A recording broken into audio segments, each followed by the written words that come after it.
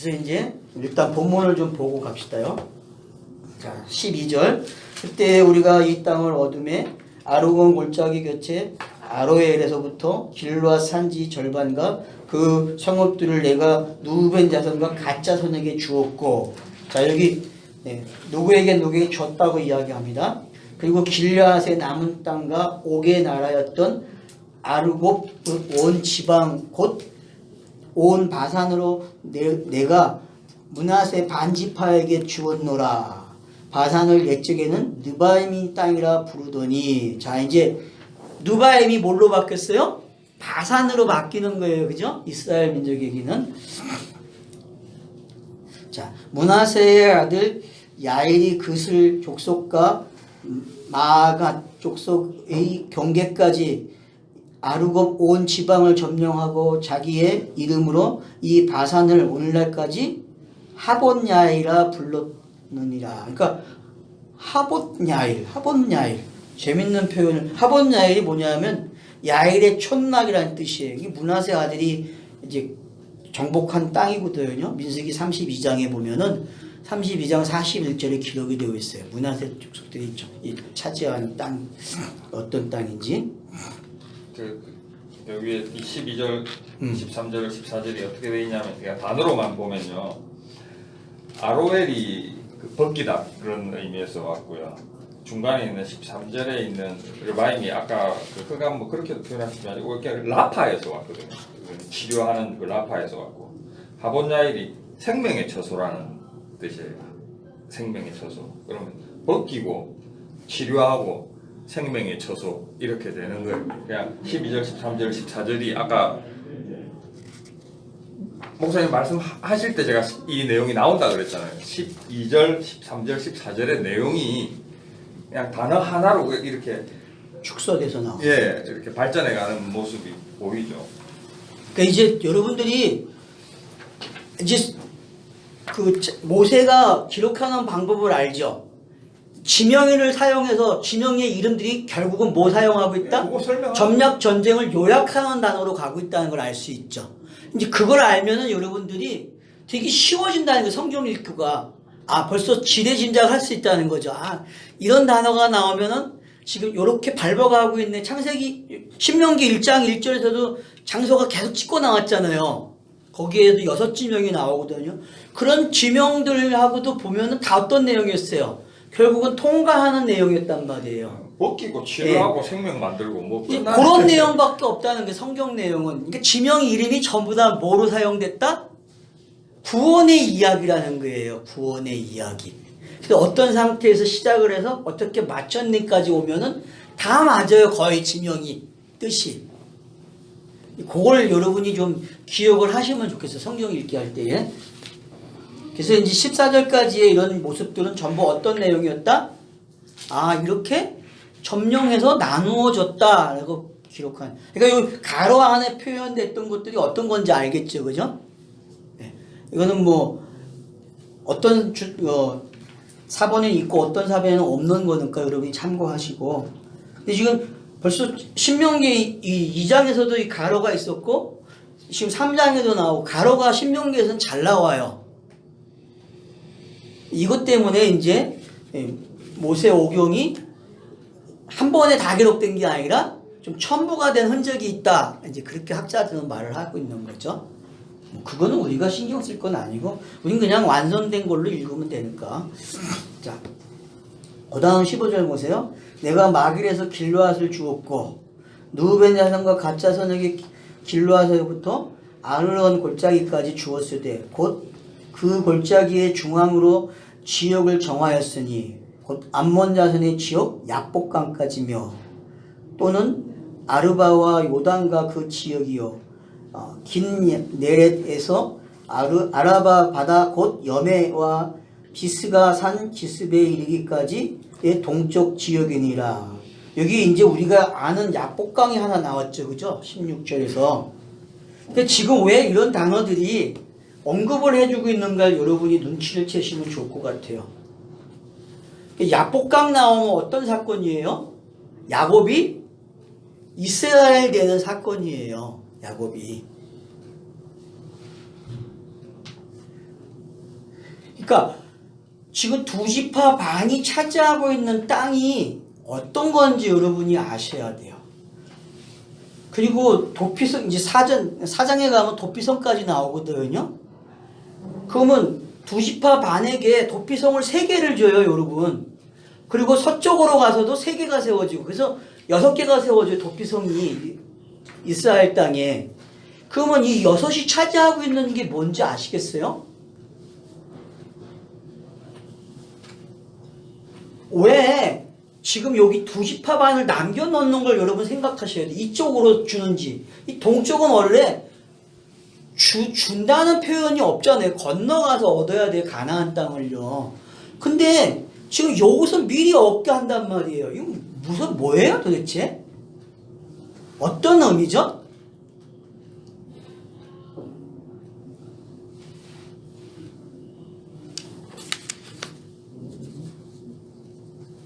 무슨 뜻이 여기 있습니까? 왜 가나안 땅에서 얻어야 할 땅을 갖다가 두 지파 반을 동쪽에서 땅을 얻게 해요. 기업을 준단 말이에요.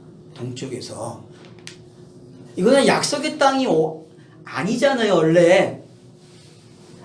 물론 느바임이라는 이 장소가 아브라함에게 속해 있었죠, 그죠? 속해 있는 땅이지만 절차상 가나안 땅, 그 요단강을 건너가는 그 땅이잖아요. 근데 건너가지 않고 지금 땅을 얻었단 말이에요, 두 지파 반이. 그런 의미에서 여러분들이 생각할 게 있다는 거죠. 이게 뭐예요?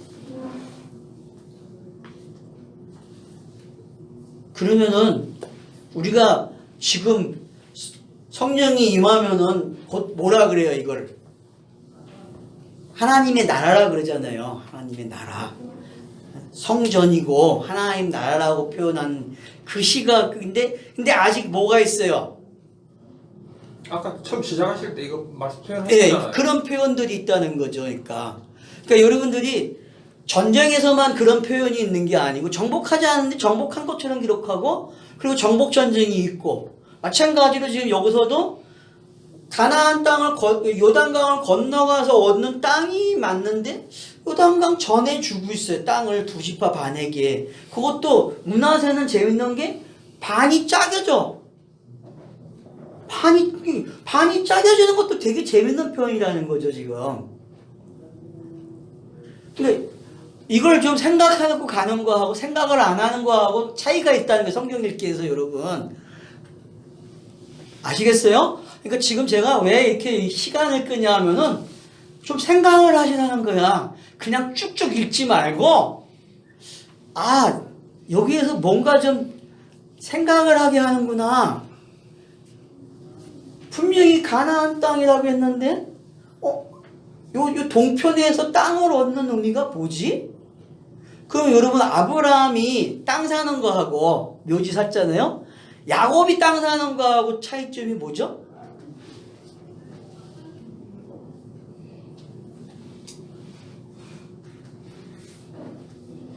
아브라함은 어떤 걸 상징하고 있어요? 죽음으로 들어가는 거듭남으로 얻는 그 땅을 설명하는 거고, 야곱 같은 경우는 어떤 거예요? 야곱은 그 땅 산 이유가 분명치 않잖아요. 거기서 머무르면서 그냥 세겜 땅을 사는 거잖아요, 그죠? 그리고 정복해서 얻는 땅이고. 이제 그런 의미에서 여러분들이 이 두 장면을 보게 되면은 좀 생각되는 게 있다는 거예요. 이 땅이 차지하고 있는. 근데 여러분, 이 땅 어떻게 돼요, 앞으로? 역사 속에서 보면요. 이 흐지부지 사라져요, 이것들이요. 흐지부지 사라지는 땅이 된다니까요. 그리고 이 땅에서도 흐지부지 다 사라지게 되고, 결국은 뭘 가르쳐 주고 있어요? 이 나눠놨다는 건 12를 하나가 안 되게 하는 이유가 뭔지 아셔야 된다는 거죠. 땅에서 말하는 이 12는 상징적인 거로 가르침이 되지 이들에게 얻을 수 있는 교훈이 없다는 거예요. 결국 이스라엘이 문자적으로 우리에게 줄 수 있는 게 없다니까요. 결국은 이스라엘은 이방에 대해서 망하는 이야기지, 2000년 동안 땅이 없어서 헤매고 다닌 이유가 그냥 있는 게 아니라는 거죠. 그처럼 성경은 우리에게 지금 12이 이야기하지만은 왜 띄워넣는지. 그러면 9지파 반이잖아요. 그것도 반이 모자래. 열을 가려면은. 그런 장치가 뭔지를 좀 읽어내면 좋겠다는 거예요. 그래서 땅에서는 결국 뭐가 없다? 그 땅이 없다는 거예요. 땅에서는. 땅은요, 그 땅이 아니라니까요. 단지 그 땅은 성경이 기록되고 성경이 가르쳐지고 그래서 여호와의 지식이 충만해지는 땅이지. 이 땅에서 그 땅을 다르게 이해하면 안 된다는 거예요. 그러니까 아브라함에게 약속한 땅은 결국 가나안 땅이 아니고 그래서 그 땅 하는 거예요. 지명을 성경이 신명기에서 가나안 땅이라는 말을 안 하고 그 땅 표현한단 말이에요. 그 땅. 그러면은 눈치 있는 사람은 어떻게 생각하겠어요? 아, 그 땅 나네? 나야. 그 땅이 나의 이야기야. 근데 2지파 반을 먼저 얻어 항상 이 땅에서는 맞죠? 이 땅에서는 2지파 반을 여길지어다가 돼서 시작한다니까? 여길지어다가 돼서 그리고 정복전쟁에서 하는 거예요. 2지파 반은 뭐다? 아, 여길지어다구나. 의인이네. 아, 출발했네. 그런 의미에서 주어지는 땅이라는 거죠. 그럼 가나안 땅 들어가면 어떻게 돼요? 여길지어다가 다른 걸로 바뀌잖아요. 그러니까 여러분 히브리서를 넘어가면 어떻게 돼요? 성경 읽기에서 대단하잖아요. 히브리서 보니까 확신하게 다 예수 그리스도를 읽어지게끔 하잖아요. 그런 차원이 된다는 거죠.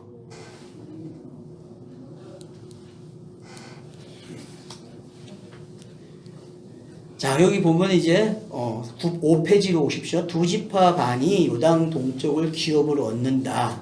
그래서 여기 좀 나열하는 걸 보세요. 누벤 지파는 레아 혈통적 장자다.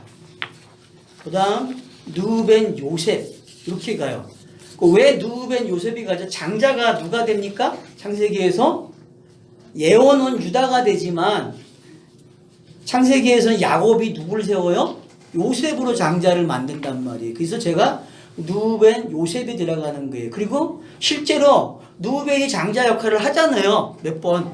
여러분들이 그 요셉 사건에서 보게 되면은 누벤이 낳을 때마다 장자 역할을 하고 있는 거거든요.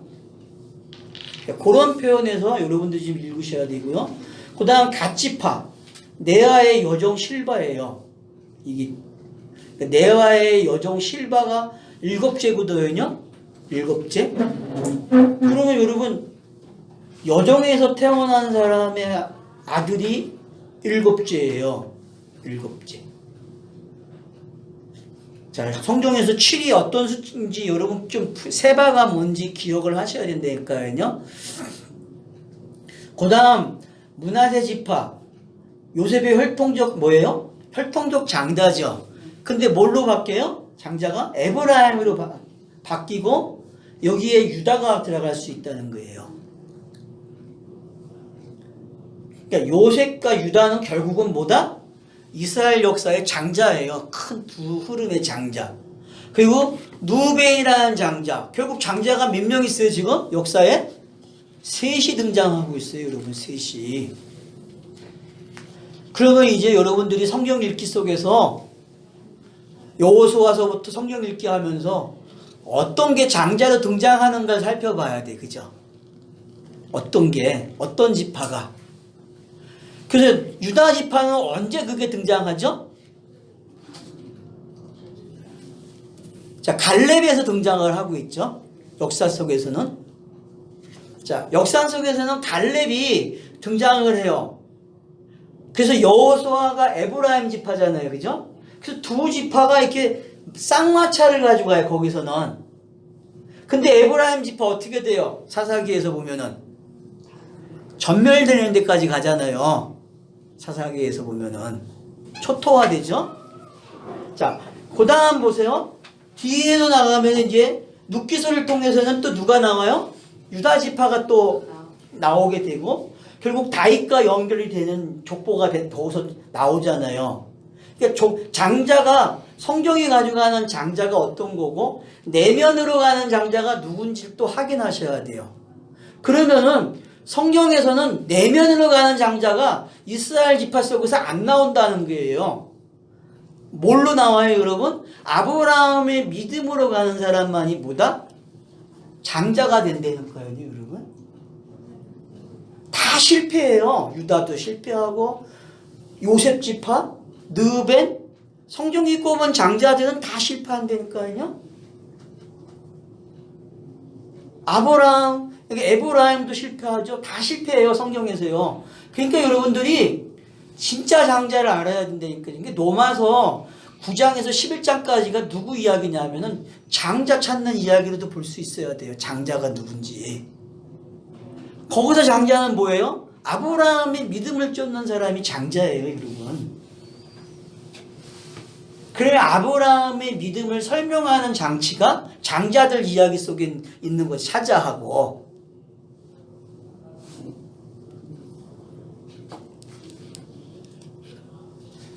그게 이제 예수 그리스도로 이제 표현되는 거잖아요. 그래서 장자로 먼저 와야 되고 장자로 와서 어떻게 해야 돼요?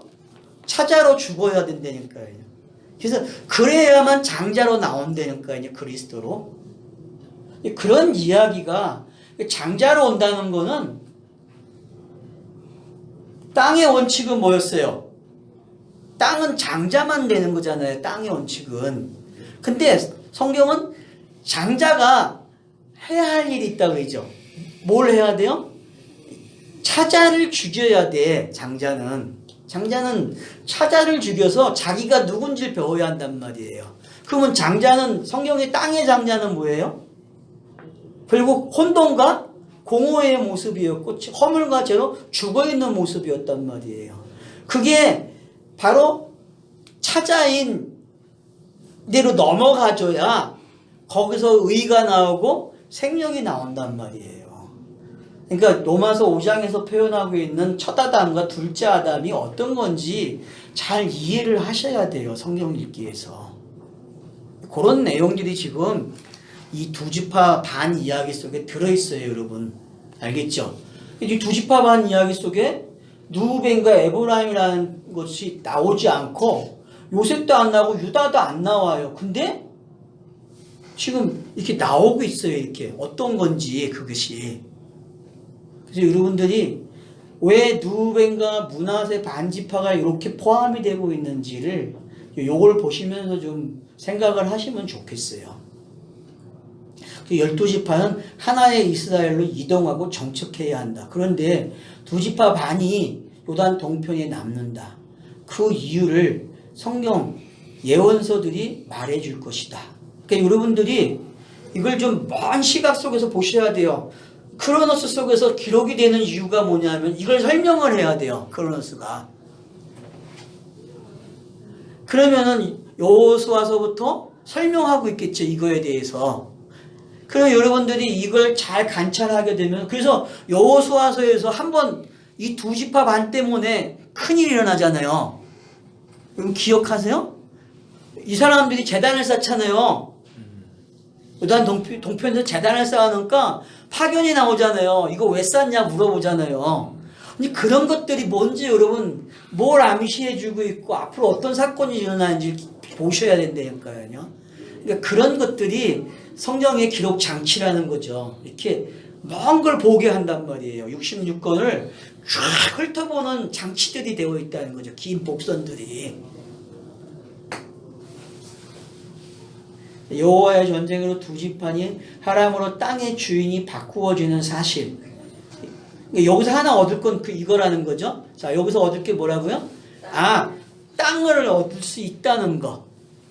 하나, 여호와가 말하면 그대로 되어진다. 하람은. 그걸 하나 깨달아야 되고 우리도 마음의 주인 나에게 성령께서 주인이 되는 내용이다. 그러니까 그런 확신을 우리에게 주고 있다는 거지. 두 지파 반을 줌으로써 장차 얻을 기업을 어떻게 한다? 얻을 수 있구나. 네, 그런 꼭지점의 역할을 이 두 지파 반이 해주고 있다라는 관점에서도 볼 수 있다는 거죠.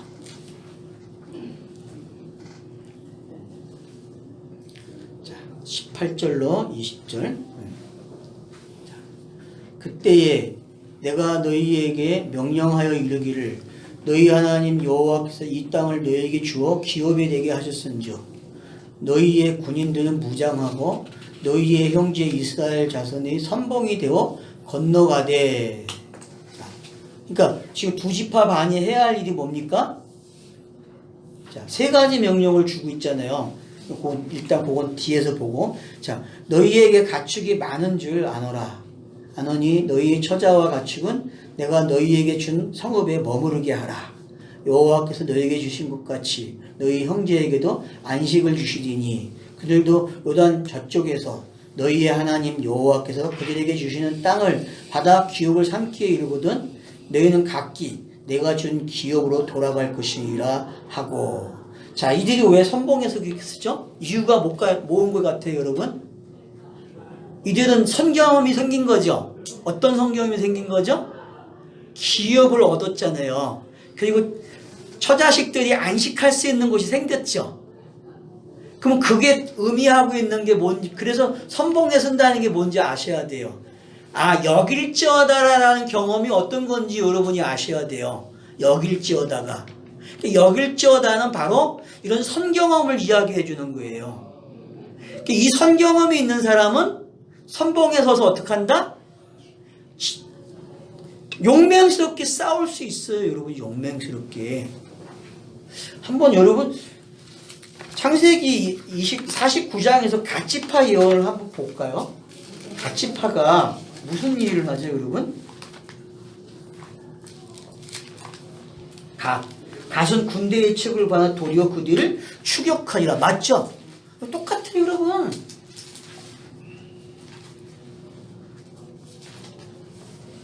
(49장 19절) 보세요. 49장 19절 창세기. 갓은 군대의 추격을 받으나 도리어 그 뒤를 추격하리라. 분명하게 나와 있잖아요. 그러니까 용맹스러운 것들이 누구다? 갓이에요, 여러분. 싸움꾼은 누구다? 갓지파야, 싸움꾼은.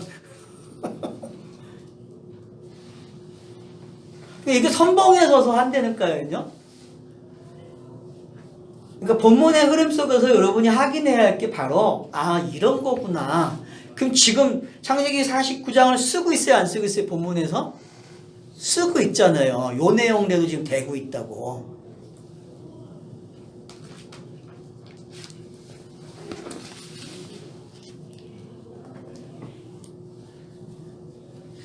그래서 두 지파 반에게 주어지는 세 가지 명령이 기록된다. 먼저는 너희 군인은 가나안 하람 전쟁에 선봉이 되라. 이게 첫 번째고, 두 번째는 가축과 처자와 가축은 여기 머무르라. 이게 안식이 주어지는 거죠. 자, 전쟁이 끝나면 형제들에게 여호와가 안식을 주시면 그때에 너희 기업의 땅으로 돌아갈 것이라.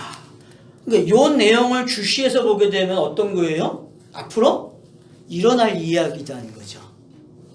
앞으로. 그러니까 여길지어다는 뭐다? 결국은 하나님의 끝이구나, 종말이구나 라는 거를 여러분이 깨달으셔야 돼요.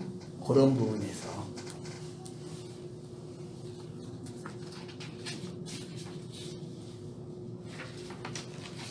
지금까지 요단 동편 땅에서 여호와의 전쟁은 승리하였다. 그리고 그 땅을 기업으로 얻는 것 같이 너희 형제에게 남은 전쟁도 승리한다 말씀하신다. 그래서 그때에 여호수아에게 말씀을 주신다. 자, 21절. 그때에 내가 여호수아에게 명령하여 이르기를 너희 하나님 여호와께서 이 두 왕에게 행하신 모든 일을 내 눈으로 보았거니와. 그죠? 그러니까 제일 중요한 게 뭐예요? 눈으로 보는 거예요. 그건 눈으로 보는 게 뭐였어요, 여러분? 지금 두 왕에게 행한 일을 본 거잖아요, 그죠? 누가 행한 일? 여호와께서 행하신 일이란 말이에요. 이 보는 것도 두 관점이죠. 자, 율법적인 관점, 문자적으로 그냥 읽어지는 관점이 있고, 하나는 이 문자를 진리로 읽어내는 관점이 있겠죠. 그죠? 근데 여러분, 역사 속에서 바리새인들은 어떤 눈을 가졌어요? 문자적으로 가는 역할을 했단 말이에요. 문자적으로 가는 역할을. 그러니까 내가 가는 모든 나라에도 여호와께서 이같이 행하시리니 너희는 그들을 두려워하지 말라. 너희 하나님 여호와께서 친히 너희를 위하여 싸우시리라 하였노라.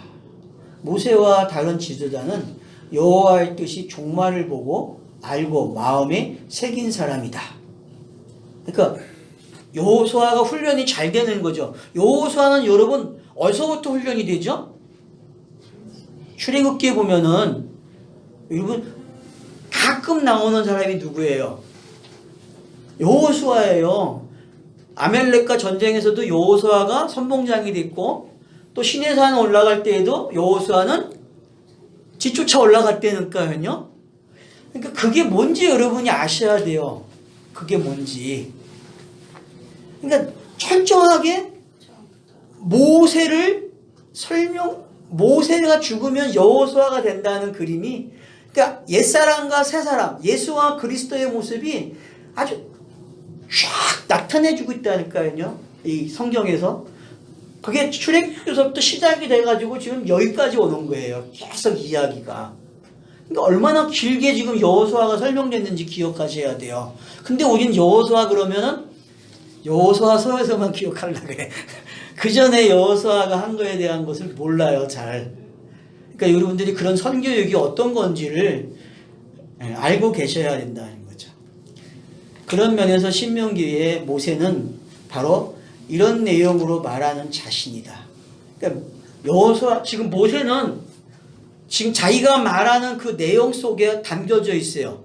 그렇죠? 여호수아로 담겨져 있다는 것을 우리가 확인해야 된다는 거죠. 이 모습은 여호수아의 모습이다. 그래서 모세는 여호수아로 가나안에 들어가는 지도자다.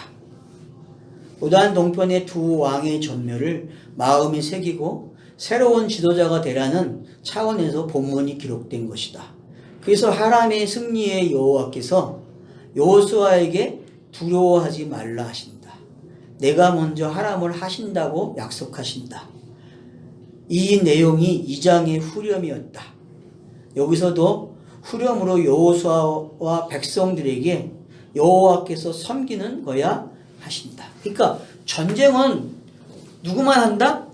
네, 여호와께서만 하신다라고 하는 게 성경의 답이라는 거죠. 신명기 3장 23절입니다. 제목이 있죠. 여기 보면은 모세가 요단을 건너지 못하다. 참 단순하게 매겨놨죠, 그죠? 이게 이제 성경 자체의 그 성서 공예에서 매겨놓은 겁니다. 이게 제목이. 내가 매긴 제목이 아니에요. 자, 23절. 그때 내가 여호와께 간구하기를 주 여호와여, 주께서 주의 크심과 주의 권능을 주의 종에게 나타내시기를 시작하셨사오니 천지간에 어떤 신이 능히 주께서 행하신 일 곧 주의 큰 능력으로 행하신 일 같이 행할 수 있으리까. 여러분 이제 24절을 좀 꼭 기억하고 계셔야 됩니다. 왜냐하면은 요 모세가 경험한 선경험, 지금 신명기에 요게 전달되고 있는 거거든요. 신명기는 모세의 설교는 요 이야기예요. 요 이야기. 그러니까 신명기에서 여러분이 눈치를 빨리 채셔야 될 게 뭐냐면은 모세가 경험한 여호와의 지식이거든요. 모세가 경험한. 그러니까 지금 모세의 설교는 전부 다 뭐예요? 자기가 체득하고 경험하고 하나님을 대면하고 하는 모든 그 방법적인 내용들을 다 설립을 하고 그러고 나서 최종적으로 이제 하나님은 이런 분이야라고 지식을 전달해주고 있다는 거죠. 그런 시각에서 24절은 아주 그런 면에서 중요한 역할을 우리에게 해주고 있다는 거죠. 자, 주의 크심과 주의 권능을 주의 종에게 나타내시기를 시작했다. 언제부터 했죠? 이게 아기 때부터, 그렇죠? 태어날 때부터 시작했잖아요, 그죠? 준수할 예. 때부터. 태어날 때부터 시작을 했다니까요.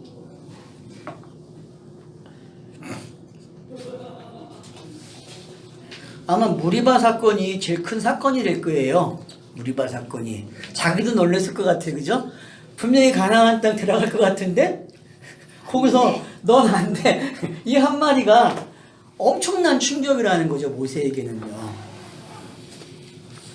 그런 경험도 있고, 그리고 또 여호수아를 통해서 자기가 넘어가는 걸 배우게 되는 게 어떤 건지. 그러니까 모세는 지금 여호수아라는 그 세 사람으로 자기가 어떻게 들어가고 있는지 그걸 바라보고 설교를 하고 있는 거거든요.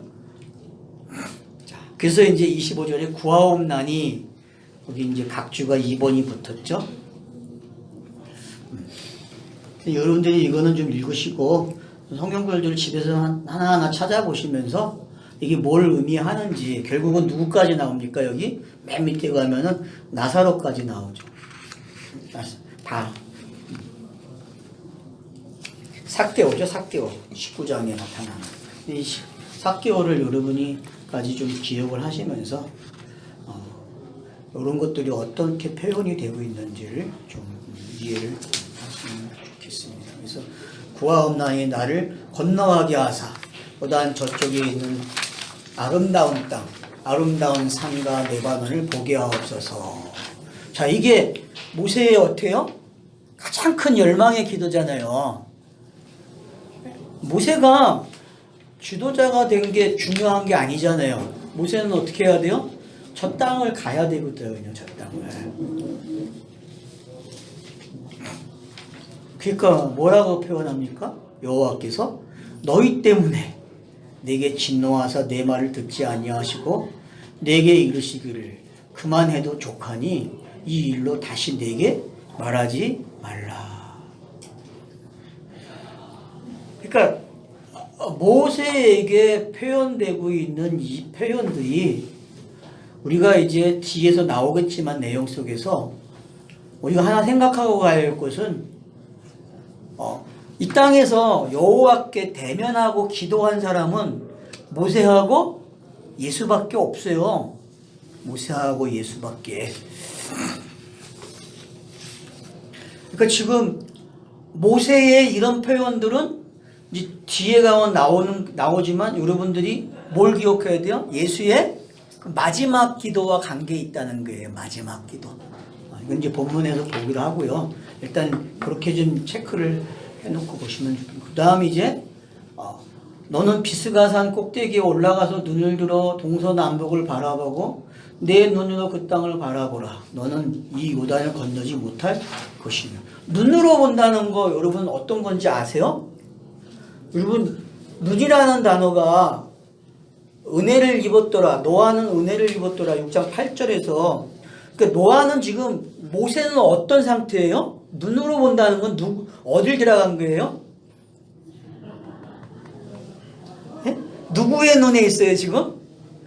여호와의 예, 여호와의 눈으로 보는 거로 읽으셔야 돼요. 이게 지금 그러니까 여러분 지금 그 가나안 땅을 들어간 것보다 더 정확한 거예요. 그 땅을 정확하게 이미 그 땅에서 모세는 살고 있는 이야기라니까요. 그럼 야곱이 눈을 들어본 거랑 같은 의미네요. 그거랑 같나요? 야곱이 예수를 만나고 나서 눈을 들어. 거기도 맞는 표현이죠. 그 표현은 그런 표현이라고 했잖아요, 우리가.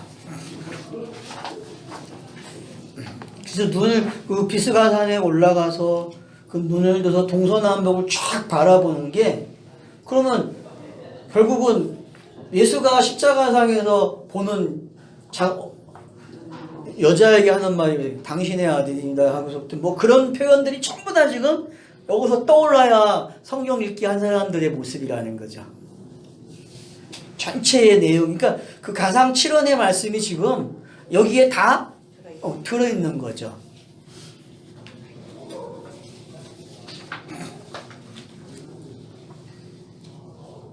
너는 여호수아에게 명령하고 그를 담대하게 하며 그를 강하게 하라.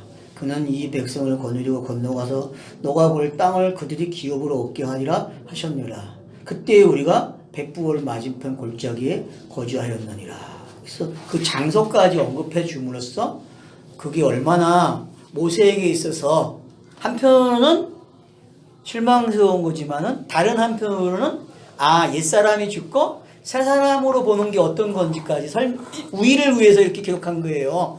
그러니까 성경은 모세가 죽는 건 누구 때문이다?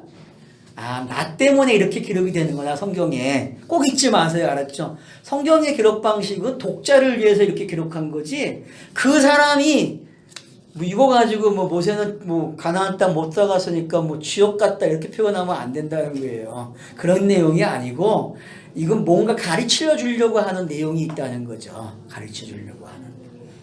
자, 위에 달라올 제목은 사실적 기록 평가다.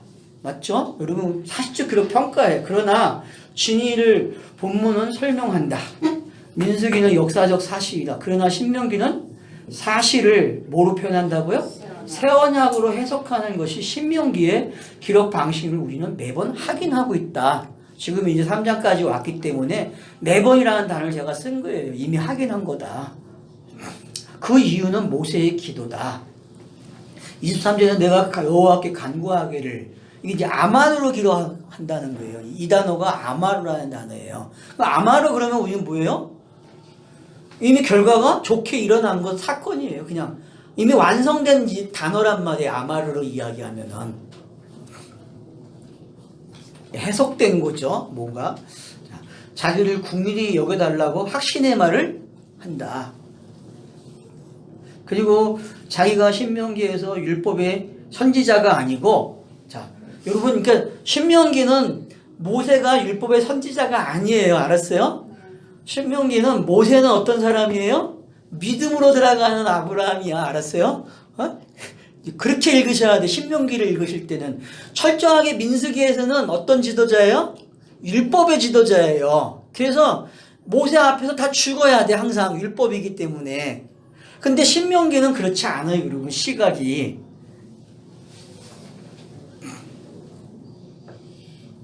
그래서 진리의 말을 하는 사람임을 아마드로 말한다. 24절에 말한다. 주 여호와여 주께서 주의 크심과 주의 권능을 주의 종에게 나타내길 시작사오니 천지간에 어떤 신이 능히 주께서 행하신 일 곧 주의 큰 능력으로 행하신 일 같이 행할 수 있으리까. 그래서 이제 제가 아래 이제 예수께서 겟세마네에서 기도하신다. 모세의 말과 비교해보라. 제가 이제 마태복음 뭘 인용한 거죠? 14장이라고 인용했네. 마가복음 14장 맞죠? 자, 32절. 그들이 겟세마네라 하는 곳에 이름에 예수께서 제자들에게 이르시되 내가 기도할 땅은 너희는 여기 앉아 있으라 하시고.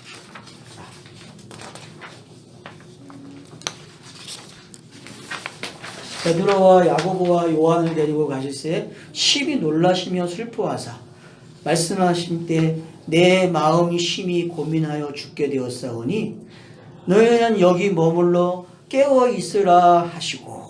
그러니까 지금 우리가 이 신명기를 읽을 때 어떻게 해야 돼요? 깨어 있어야 된다니까. 의식에서 벗어나서. 자, 그리고 나서 어떻게 해요?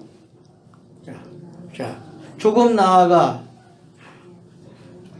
땅에 엎드려 될 수 있는 대로 이때가 자기에게 지나가기를 간구하여. 모세는 뭐라고 표현했어요? 저기 건너가게 해달라고 표현하는 거나 똑같은 표현이라는 거죠. 이 표현이 지금. 이르시되 아버지여 아버지께서는 모든 것이 가능하오니 이 잔을 내게 옮기시옵소서. 그러나 나의 원대로 마옵시고 아버지 원대로 하옵소서 하시고. 모세가 스가산에 올라가라 하는 말 때문에 어떻게 해요? 수긍하잖아요. 받아들이는 그런 장면과 지금 흡수되고 있는 거죠.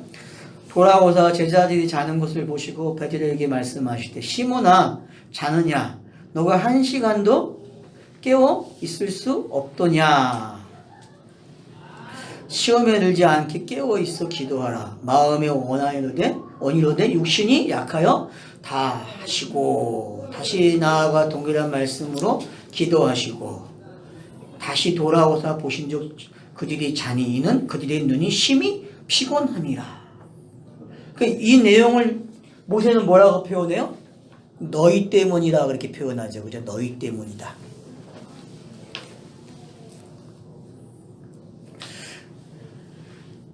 세 번째 오사 그들에게 이르시되 이제는 자고 쉬라. 그만 되었다. 때가 왔도다. 보라 인자가 죄인의 손에 팔리리라. 일어나 함께 가자. 보라 나를 파는 자가 가까이 왔다. 그래서 이제 가룟 유다가 오는 장면이죠. 그 이유는 자 모세의 기도는 예수께서 하시는 기도를 미리 보는 것처럼 기도한다.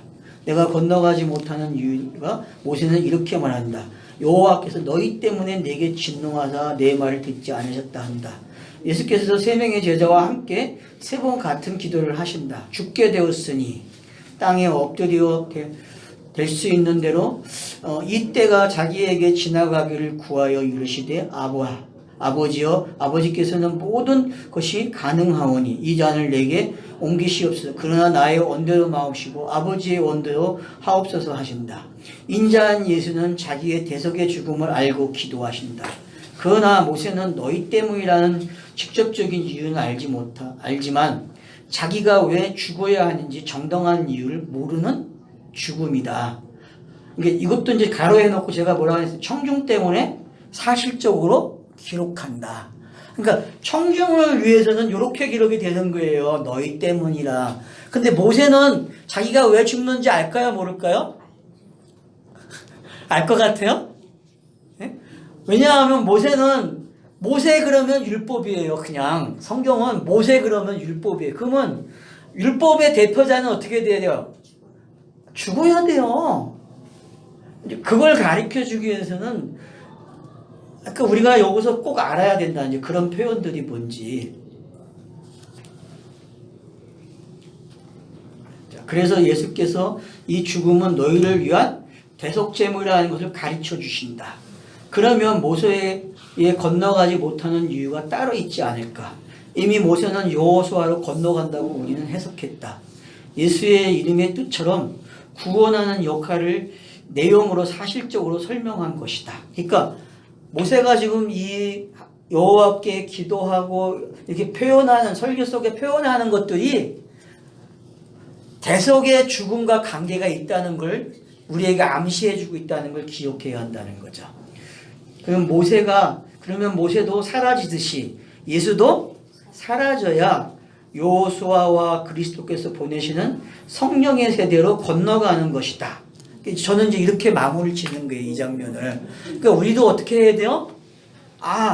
내가 가지고 있는 예수의 흔적들, 그걸 어떻게 해야 돼요? 예수와 함께 십자가에서 다 끝내버려야 돼요. 완전히 하람을 시켜야 한단 말이에요. 전멸이 돼야 돼요.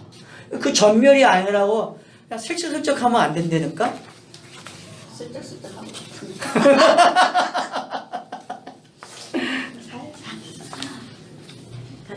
뭘 전멸하라고요? 예. 뭘 전멸하라고 했어요?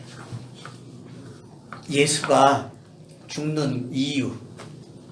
예수가 십자가에 죽는 이유. 그것들이 뭐였어요? 모세가 백성의 그 원망 때문에 분을 내서 죽는 이유. 그 이유와 동일한 거고, 그러면은 내가 가지고 있는 것들, 내가 신이 돼가지고 행동해왔던 것들, 그런 것들이 전부 어떻게 된다? 예수와 함께 전멸돼야죠. 사라져야죠. 그러니까 모세가 못 따라간다는 건 뭐예요? 구약 모세 오경에 기록된 율법이 뭐다고요? 진리로 드러나는 이야기란 말이에요. 진리로.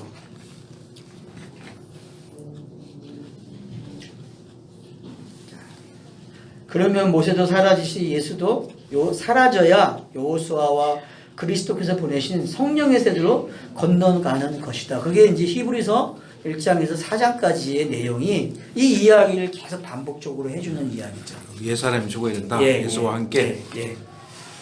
갈라디아서 2장 20절처럼. 말은 쉬운데. 네. 자, 이런 것을 우리는 성경에 차설화했다. 그러니까 성경이 계속 차설을 가지고 있다는 거죠. 그러니까 기수와 서술을 사용하는 방법이나 이런 모든 것들은 성경의 기록 방식에서 등장하고 있다는 거죠. 또는 옛 언약에서 점림적 적응으로 새 언약이라 한다. 그래서 모세가 옛 언약의 대표자라면은 모세는 여호수아를 통해서 어떻게 와요? 새 언약으로 넘어오는 이야기로 오고 있는 거죠. 그러면 왜 저자가 여기서 모세의 마지막 장면을 기록하는가? 이미 모세는 백성과 여호와의 중보자로 기도한 적이 있다. 금성아지 사건과 가데스 바니아 사건이 그 경우다. 그래서 2번 기록이 됩니다. 모세의 생애에서 중보하는 내용이. 그 여호와는 인자인 예수다. 사도 바울도 이 계획을 만대에 감추어 준 비밀이라 한다. 그러니까 이제 왜 그런 것들이 나오느냐? 바로 이제 비밀을 저는 가지고 온 거예요. 이걸 깨달아야 된다. 이런 게 뭔지 성경의 장치가. 오직 비밀한 가운데 있는 하나님의 지혜를 말하는 것이니 곧 감추었던 것인데 하나님이 우리의 영광을 위하사 만사전에 미리 정하신 것이라. 그러니까 창세기서부터 기록되고 있는 이 내용이 어떤 사람에겐 비밀인데 어떤 사람에겐 이 비밀이 공개가 된단 말이에요. 하나님 자신도 비밀, 계시를 주지 않으면 뭐예요? 비밀이죠. 그죠? 그러니까 계시를 준다는 얘기는 내가 비밀을 이제 공개할게, 그런 의미란 말이에요. 그래서 이제 그런 의미에서 여러분들이 좀 고린도전서 2장 7절을 이해하면 좋겠고요. 에베소서 1장 9절, 그의 뜻이 비밀을 우리에게 알리셨으니 곧 그 기쁘심을 따라 그리스도 안에 때가 찬 경륜을 위하여 예정하신 것이니. 그러니까 모세의 이런 경우도 다 어떻다는 거예요? 그의 그 경륜에 맞춰서 이렇게 되어진 거란 말이에요. 자, 또 에베소서 3장 3절, 곧 계시로 내게 비밀을 알게 하신 것은 내가 이미 대강 기록함과 같으니. 그러니까 모세도 대강 기록한 게 있잖아요. 그죠? 예? 모세 오경이 대강 기록한 거거든요. 사도 바울의 말투를 빌리면은.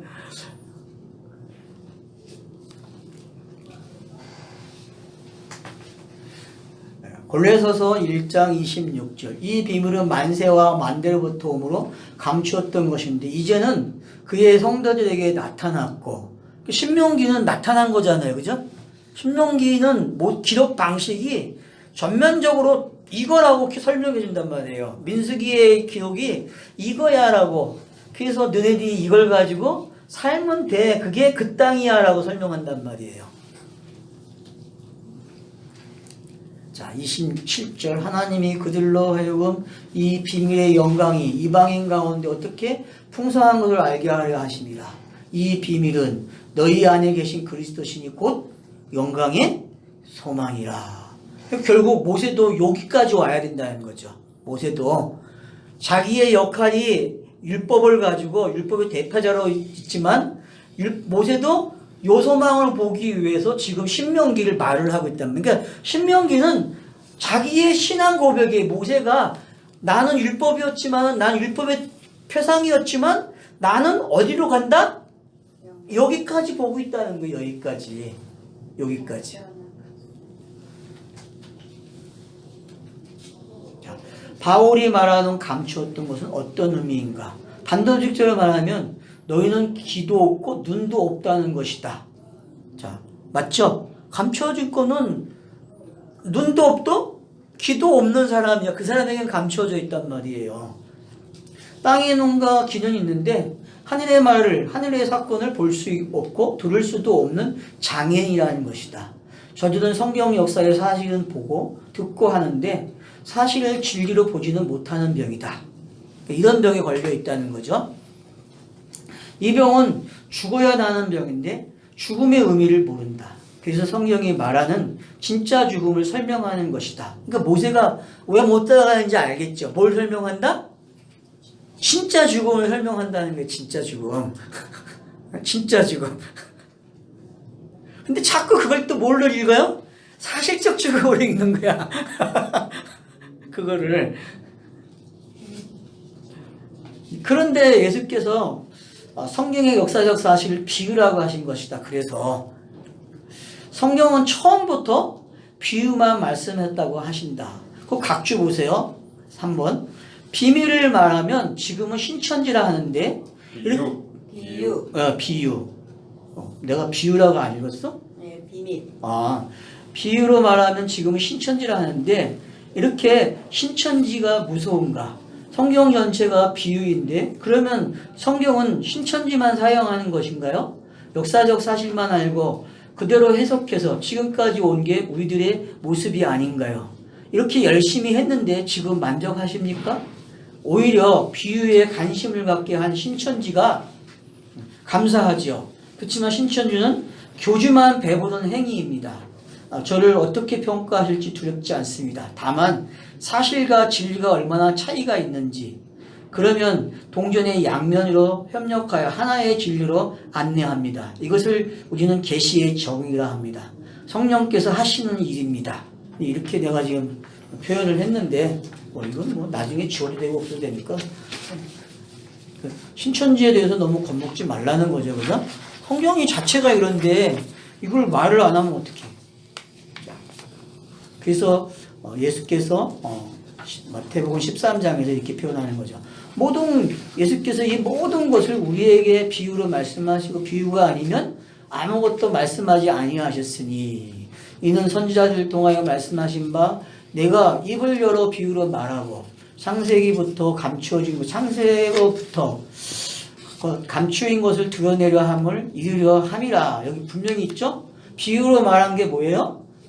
창세부터 감추인 것을 어떻게 한다? 드러내려 한다는 거죠. 그러니까 여기까지 성경이 읽어져야 되는데 성경 읽기는 다 어디서 끝나요? 드러나지 않은 걸 가지고 읽고 있다는 거죠. 그러니까 모세가 신명기를 안 남겼으면 어떻게 돼요? 모세는 그냥 뭐로 끝나요? 율법의 선지자로 끝나는 거예요. 율법의 대표자로. 근데 그가 신명기를 기록하기 때문에 뭐예요? 율법은 이런 일을 하고 있어라고 가르쳐주는 거죠. 율법은 이런 거야. 진리로 봐야지 그 일을 하고 있다는 거죠.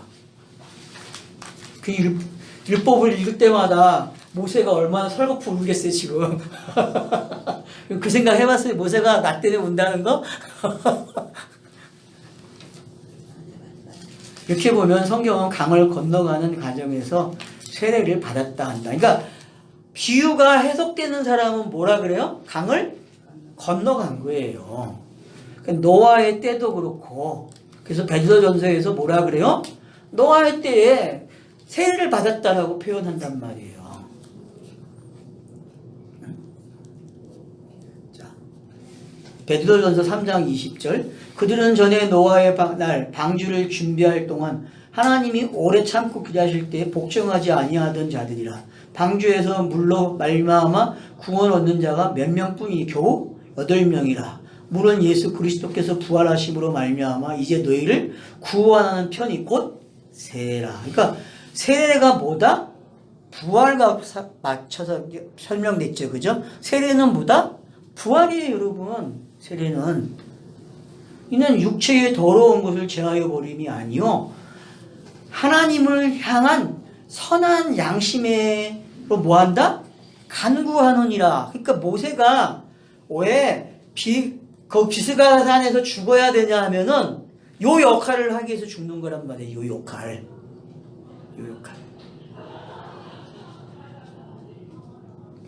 모세의 홍해바다 도안은 뭐라 그래요? 고린도전서 10장 1절에서 모세에게 속하여 다 구름과 바다에서 뭘 했다? 세례를 받았다 그래요. 세례를 받았다. 자, 사도 바울은 세례를 이렇게 해석합니다. 로마서 6장 3절. 무릇 그리스도 예수와 합하여 세례를 받은 우리는 그의 죽으심과 합하여 뭐했다? 세례받은 줄을 알지 못하느냐. 그러니까 세례를 예수와 함께 죽는 거로 가르쳐주고 있는 거죠. 그리고 갈라디아서 2장 27 누구든지 그리스도와 합하여 세례를 받은 자는 뭐라? 그리스도로 옷 입었느니라 가르쳐주고 있는 거죠. 그러니까 구약에서 이미 건너가는 것을 세례로 알고 있다고 보고한다. 신명기 저자는 이것을 가르치기 위해서 1장에서 3장까지 건너가라는 말을 계속 강조한다.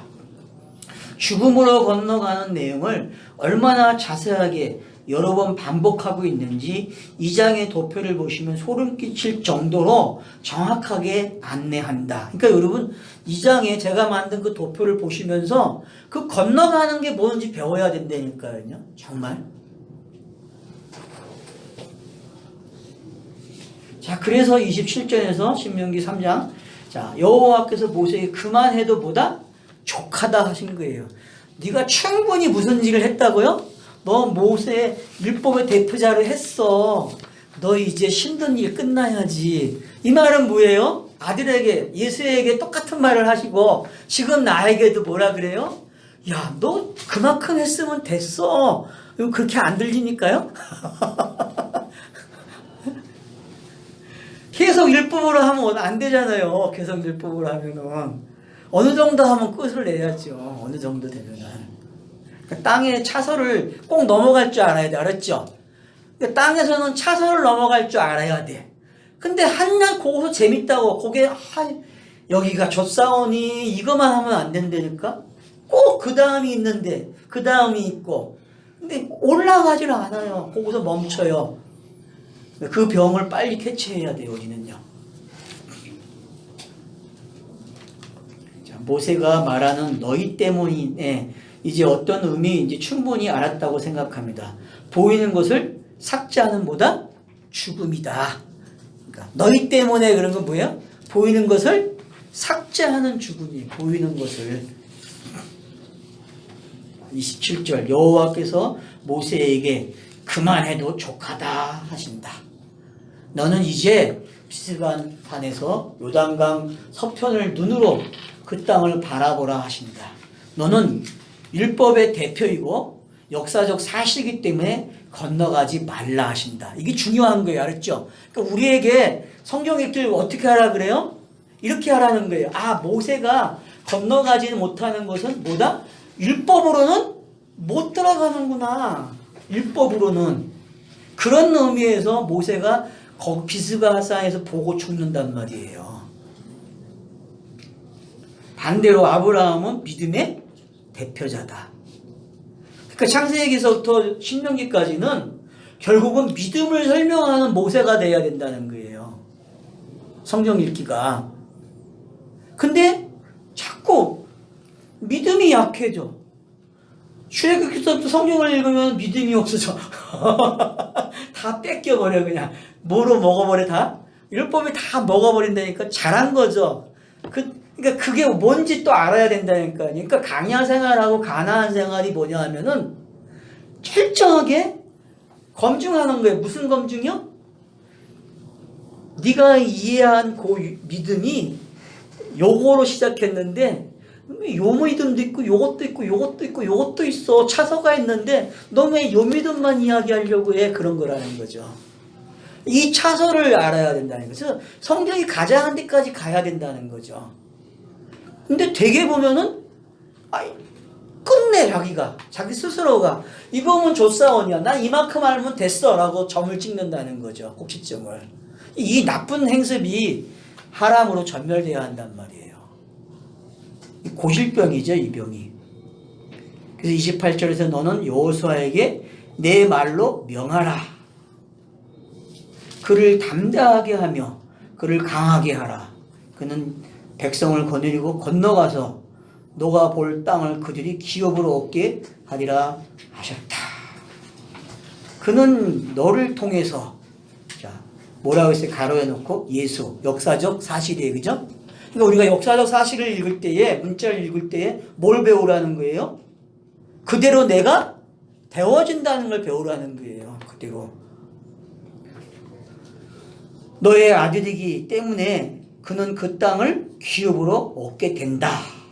맞죠? 낳는 아들이란 말이에요. 그러니까 어떻게 보면은 그리스도가 먼저냐 예수가 먼저냐고 얘기할 때에 역사 속에서는 누가 먼저예요? 예수. 예수가 먼저예요. 그러면 그리스도는 누가 낳은 거예요? 예수가 낳은 아들이니까요, 여러분. 그러니까 여호수아도 그런 측면에서 또 한번 봐야 된다는 거예요. 모세가 낳은 아들이 누구예요? 예. 그러면은 여러분들이 한번 따져보세요. 사도 바울은 누구를 낳죠? 디모데, 또 디도, 그쵸? 그러면 여러분은 누구를 낳았어요? 우리는 누구를 낳았어요? 나. 그렇지.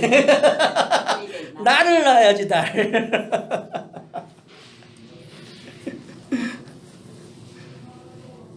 그래서 29절에 그때 우리가 벳부엘 맞은편 골짜기에 거주하였느니라. 신명기에서 이 장소는 시작이며 끝이다. 맞죠? 신명기는 여기서 시작해가지고 여기서 끝이 나요. 신명기 이야기가. 그러면 창세기부터 요한계시록이 지금 요 안에 담겨져 있는 거예요. 벳부엘이라는 장소에. 그쵸? 여러분 창세기부터 요한계시록의 내용이 지금 어디에 담겨져 있어요? 이 벳부엘이라는 장소에 딱 있다니까요.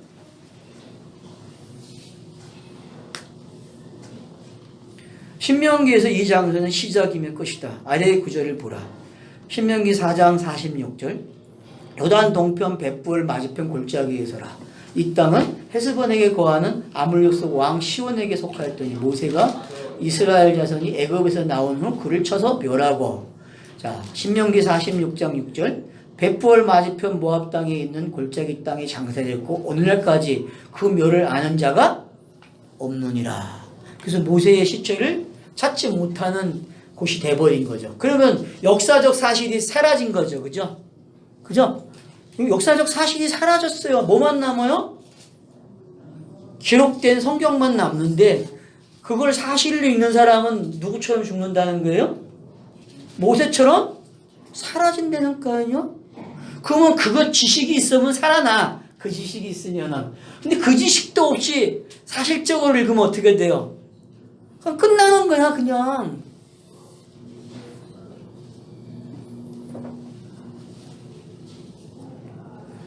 그래서 이사야서 6장, 46장이 뭘 이야기합니까? 짝을 이야기하는 거예요, 짝. 성경이 뭐가 있다? 짝이 있다, 짝. 그럼 모세와 여호수아는 짝이죠, 그죠? 그러면 1세대와 모세는 짝이에요, 그죠? 1세대와. 그리고 2세대와 여호수아는 짝이에요, 여러분. 예수와 그리스도도 짝이에요, 여러분. 나와 내 옛사람과 새사람은 뭐예요? 짝이에요, 짝. 성경은 계속 짝으로 설명을 하고 있어요. 그래서 쌍수라고 하잖아요. 쌍수. 그래서 꼭 율법이 필요해요. 그래서 율법이 먼저 와서 일을 해줘야 돼요. 근데 요즘엔 너무 쉽게 율법을 넘어가는 걸 가르쳐주니까 문제야. 아니면 또 율법을 너무나 사용해가지고 도덕과 윤리를 개발하는 쪽으로 설명을 하든가. 네? 그러니까 여러분들이 함정에 걸리지 말란 말이에요. 율법을 너무 쉽게 넘어가도 안 돼요. 생명의 성령이 이렇게 가르치는 거죠.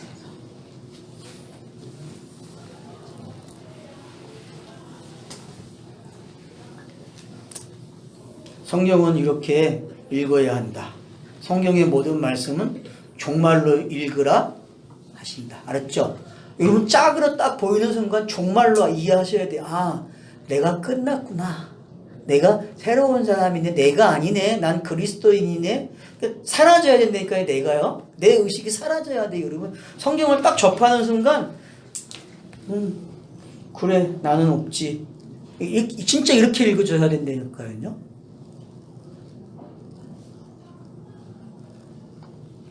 여호와에 계시는 땅에 누구를 만나든지 뭘 일으킨다고요? 종말을 일으켜요, 여러분. 종말을. 근데 무슨 재림이 있어요? 종말인데. 계시가 임하면 종말인데 무슨 재림이 또 필요해요? 계시를 모르는 거죠, 그죠? 신명기 본문의 관점이다. 이게 신명기 본이 그러니까 계시가 딱 나타나. 신명기의 말이 설교에 딱 읽기 시작하면 어떤 일이 일어나야 돼요? 죽었구나. 자동으로 그래 죽어. 벳부얼은 신명기가 기록되는 역사적 장소다. 기록하는 모세는 신명기 역사적 사실을 가지고 죽음으로 함께 뭐한다? 사라지는 거예요. 그러니까 왜 여러분 시체를 못 찾는지 아셔야 돼. 알았죠? 예? 성경에서 왜 시체를 못 찾게 하는지 알아야 된단 말이에요. 모세는 율법은 뭐예요? 사라져야 돼요. 예수도 사라져야 돼요. 여기 있는 나도 사라져야 돼요. 뭐로만 남아야 돼요? 그리스도로 남아야 한단 말이에요. 그리스도 하나님의 아들로 영으로만 남는다니까요. 그 시체를 못 찾는다는 의미가 그렇게 설명해도 되고 또는 그 반대로 생각하면 그 시체 자체가 율법이잖아요. 그렇죠. 율법이 보이지 알아야 되는 거니까 또 그런 면에서도 없어지는 것도 좋은 것도 아니고. 다시는 신명기를 사실로 보지 말고 건너가서 진리의 눈으로 보라 하신다. 알겠죠? 신명기를 여러분이 이렇게 읽으셔야 돼요. 그래서 3장 제목을 죽음으로 배우는 사랑의 원리. 그러니까 이걸 여호와의 사랑으로 받아들여야 돼. 이 하람 이야기를. 예?